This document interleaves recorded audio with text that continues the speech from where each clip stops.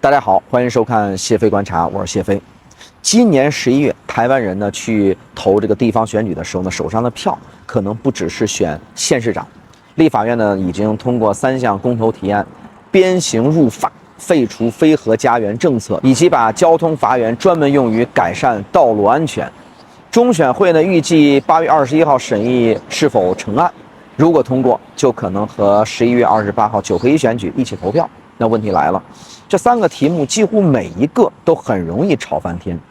這個鞭刑討論的是面對某些嚴重的犯罪，這個刑罰到底應該是多重？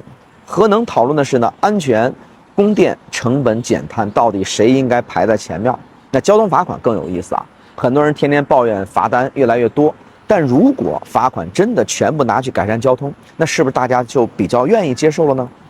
看起來完全不同的3個問題，其實背後都在問同一件事兒：政府到底可以用什麼方式來管理社會？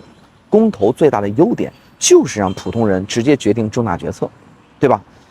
但是呢，公投最大的难題也在這裡，複雜政策最後必須被壓縮成同意或者是不同意，沒有第3格寫我原則同意，但細節不同意。所以真正考驗的可能不是選民會不會投票，而是投票之前有沒有足夠的信息，讓大家知道自己到底在決定什麼。尤其是如果3項公投真的和地方選舉綁在一起，那到時候這個候選人、政黨、媒體全部下場，政策討論很容易瞬間變成了藍綠對決。最後大家投的可能已經不是那個題目了，而是自己討厭哪一個政党。